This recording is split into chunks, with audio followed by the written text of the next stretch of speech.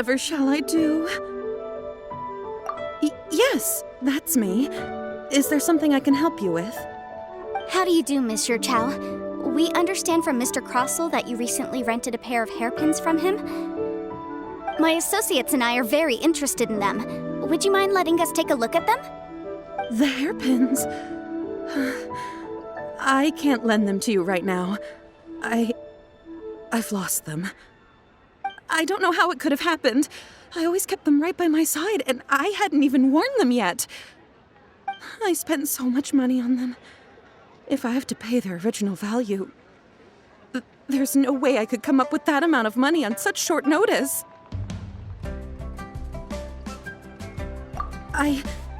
My family is in the ore business too, but business has been suffering ever since the chasm was sealed off.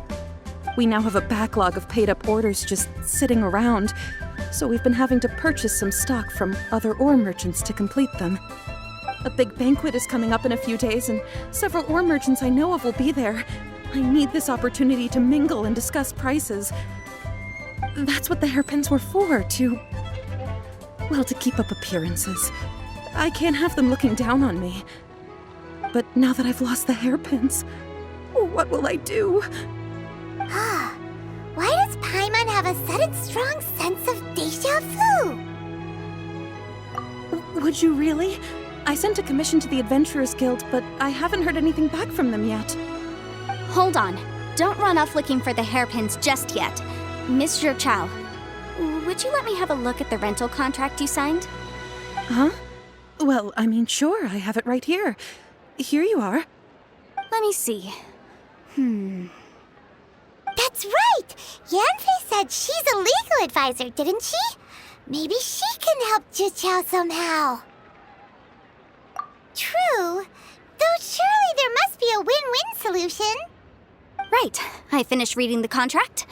The terms are very clear, and they do indeed stipulate that you must pay Mr. Crossell the original value of the hairpins as compensation for the loss. Furthermore, the contract also expressly states that the amount of compensation must take current market prices into account. And given the rarity of Smaragdus Jadeite, I fear that the final amount of compensation may end up being significantly higher as a result. Even higher? Oh, no. Uh-oh. Jichao looks like she's about to faint. However, all of this is assuming that it is indeed genuine Smaragdus Jadeite that was inlaid into the hairpins. Did you really have to pause before saying that part? Anyway, the hairpins are lost, so how exactly would we be able to find out if the jadeite is genuine or not? Whichever way you look at it, we've got to start by finding those hairpins. Except that if we found the hairpins, there'd no longer be any need to check whether the jadeite is genuine, would there? Seems right. Please, don't trouble yourselves over this. The fact is, I lost the item, and I should pay compensation per the contract. However much it is, I will have to pay it. My family are merchants, after all.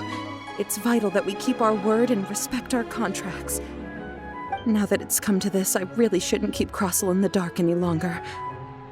I'll go and inform him of the issue, and then negotiate the amount of compensation. Yes, legally speaking, it seems this is the most sensible course of action. But before that, I have some questions about the hairpins. So hold on a moment, Monsieur Chow. When you first touched the hairpins, what did you feel? What did I feel? Well, I remember that the gemstones set into the pins were perfectly smooth to the touch, like the finest quality jade.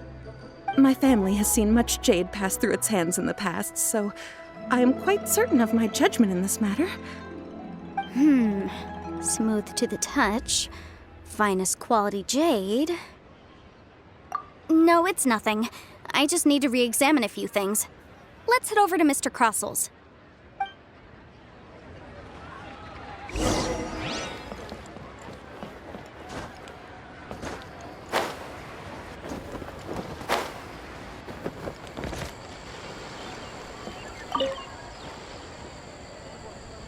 Ah, Miss Yanfei, you've returned. With Miss Jiqiao in tow, too, I see. How are the hairpins? I trust you're quite satisfied with them?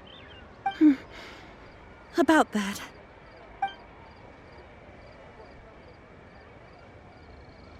You lost them? Are you serious? Do you have any idea how expensive they were? I'm sorry. Truly I am. I'll pay the compensation as per our contract. Every last mora. Mora? Do you have any idea what I had to go through to get my hands on that Smaragdus jadeite? I just don't... Forget it. Talking won't bring them back. Since Miss Yanfei is here, I suppose we can just have her estimate the amount that needs to be paid. No problem. But before I can give an official estimate, I'll need to do a little market research. Yes, and if I may just confirm again, it was in fact genuine Smaragdus jadeite inlaid into the hairpins, correct? Of course! Genuine article guaranteed, or I pay back 10 times the value. All right, understood. I'll conduct some market research, and once I'm back, I'll provide an official assessment of the sum owed by Mr. Chow in compensation. Please wait here, Mr. Crossell. Thank you very much. How could she lose my hairpins? She'd better pay every last mora that they're worth. Looks like I'll have to find some way to raise that money. Please wait, Mr. Chow. I have something to discuss with you. It's not convenient to speak here, so let's find somewhere that we can sit and talk in more detail.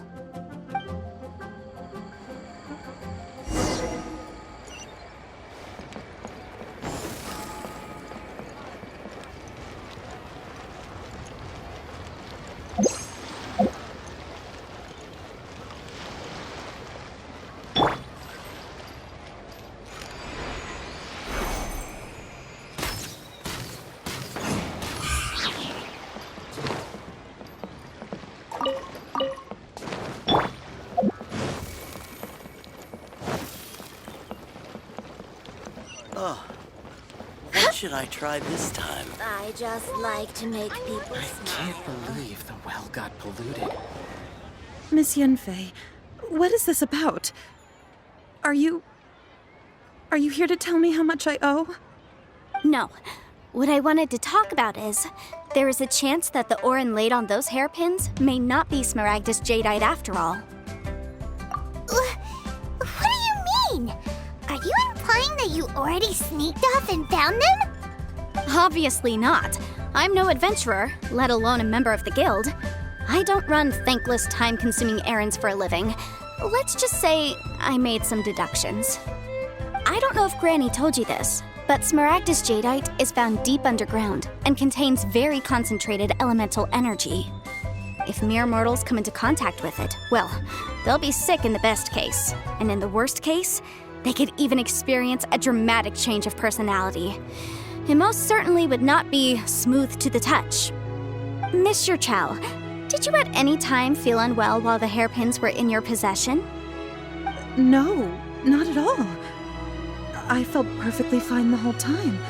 Not even the slightest bit unwell. I didn't feel anything special at all, in fact. Now that is strange. I noticed earlier that there were elemental traces in Mr. Crossell's vicinity. If I've deduced correctly, he may still have the Smaragdus jadeite in his possession. If that's the case, we should go confront him right now and expose his dirty scam right to his face! Absolutely not.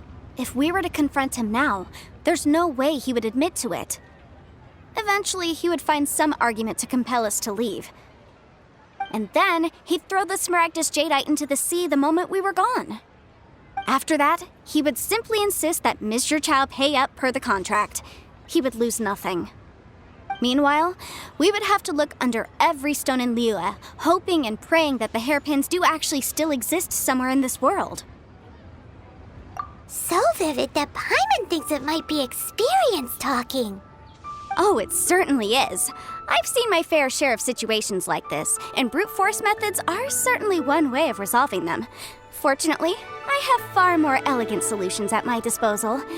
I'll share them with you in due course. Well then, since you're so experienced in dealing with problems like this, perhaps you could help me, Miss Yunfei. Oh, that won't be a problem. But first, Mr. Chow, can I ask you to please sign this contract? Huh? Does there have to be a contract for everything? Paimon can't even keep track. It feels like Yanfei is even more concerned with them than a certain someone else we know. These are my formal terms of engagement. Everything prior to now has just been pro bono advice. But for me to investigate any further, I require a written contract. Any work commissioned but not bound by a contract cannot be relied upon. I understand. Then I will be glad to place this matter into your capable hands if you will take it, Miss Yunfei. No problem. Just sign here, and I'll sign too. Okay. Now write your address here, and then sign on this page as well. And I'll also need your signatures on pages 5, 7, and on the very last page. Finally, if you could just use this ink pad to make a handprint over here. This contract has so many pages. Paimon's all out of brain juice again. All right, that should do it. My fees are the same as always, and they're written in the contract. Have a look through and let me know if you have any questions. I've had a read through. Everything checks out. Well then, here's your copy of the contract. I will retain the other copy. Not for now, no. Despite how intractable this problem might sound, it will actually be quite straightforward to resolve, once we've got some things squared away. I don't believe you have been part of an investigation like this before, in which case, hopefully this should be quite the experience. Miss Yunfei, I have to ask, why are you helping me? Because, as it happens, I'm currently trying to acquire some Smaragdus Jadeite myself. I noticed strong traces of geo-energy around Mr. Crossel, so perhaps he has, in fact, secured some. Whether he actually made it into an item of jewelry or not is a separate matter, but either way, it's a lead. As long as we follow it, who knows? We might just be able to get our hands on some Smaragdus Jadeite. Also, the idea of someone abusing the law to their advantage, I won't stand for it. But again, let's not dwell on this. Let's go to... where can we find someone who processes ore? I've got it! Let's pay a visit to Chateau, the boss of the Jade Mystery. He's a professional when it comes to working with stone and ore. If Mr. Crossel had his ore worked on at all, Chateau would undoubtedly have been his first choice. It's curious.